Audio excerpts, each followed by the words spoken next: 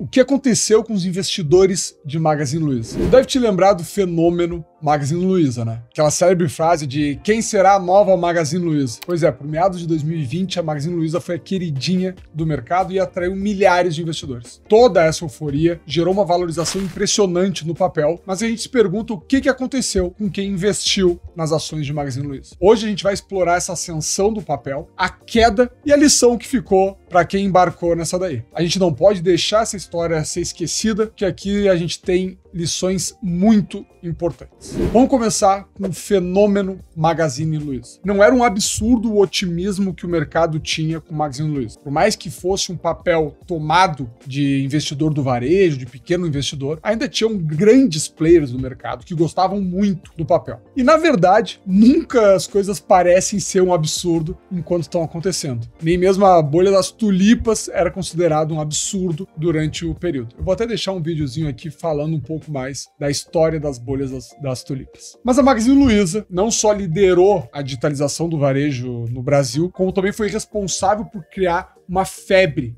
entre os investidores. Se brincava que Magazine Luiza não tinha investidor, tinha sócio torcedor. As ações chegaram a bater mais de 20.000% de valorização e tinham estratégias que realmente pareciam de muito sucesso. Tinha gente que tratava o sucesso como garantido para as ações e para a empresa Magazine Luiza. Tinha a integração da loja física com a loja virtual, aquela ideia de tu chegar na loja e ser muito mais um showroom do que propriamente uma loja. Então tu chegava na loja física e fazia a compra pelo site que recebia em casa, muitas vezes no mesmo dia, às vezes no dia seguinte, um conforto gigantesco para o comprador. Muito investimento em tecnologia e logística, que fazia com que essas entregas fossem muito rápidas. E o foco em algo que parecia ser novo, que era o marketplace, aquele ambiente onde todo mundo oferece e a Magazine Luiza faz a gestão das entregas, faz a gestão dos fornecedores e faz toda essa operação. Mas a história que parecia um conto de fadas tem uma reviravolta bem rápido. A virada surge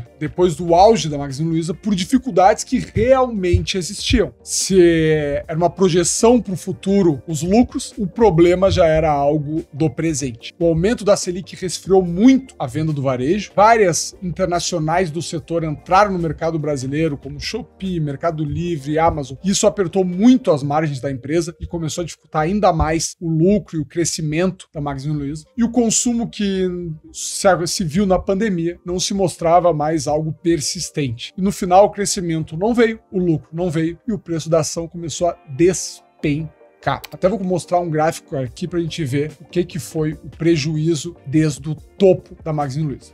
Se não bastasse todo esse cenário horrível, ainda uma das irmãs do varejo, Americanas, passou por uma crise que afetou todo o setor. Mas a pergunta que se faz: e os investidores? E o que aconteceu com quem estava investido e como vão ficar os aprendizados dessas pessoas? Tiveram os que entraram lá atrás acreditando na tese e no decorrer do processo reduziram suas posições, fazendo com que o lucro realmente fosse obtido. Esses foram os investidores que, por mais que tenham errado na tese, acertaram no investimento. Tiveram os que entraram na euforia e saíram com prejuízo. A grande maioria desses está procurando a próxima oportunidade de entrar numa euforia. E tiveram os que entraram na euforia e ainda não conseguiram sair do papel, porque querem manter na carteira o lembrete do erro. Eu acho isso bem interessante, tá? Até um assunto um pouquinho fora do tema. Ter na carteira, ter ativos que te tragam lembranças de ensinamento é algo que costuma funcionar. Ainda mais se valores forem pequenos, se for algo que não afeta a tua vida. Pensa um pouco sobre isso, que eu acho que pode ser interessante para tua carteira. Mas então, como é que são as lições? O que a gente pode tirar de lição desse fenômeno Magazine Luiza? Foi um caso claro de euforia do mercado, que na época faz muito sentido e depois parece loucura. Mas isso acontece com muita frequência, tanto para cenários bons como para cenários ruins. Muitas vezes se espera que a catástrofe vai acontecer e às vezes é um exagero do mercado. Além desse aprendizado, o aprendizado da necessidade de entender os fundamentos é algo que a gente tem que reforçar. Tu tem que ter um bom motivo para comprar algo, tu tem que ter um bom motivo para vender algo. Realmente existe a frase: acertou a tese e errou o investimento. A lógica era boa, a ideia era boa, só não aconteceu.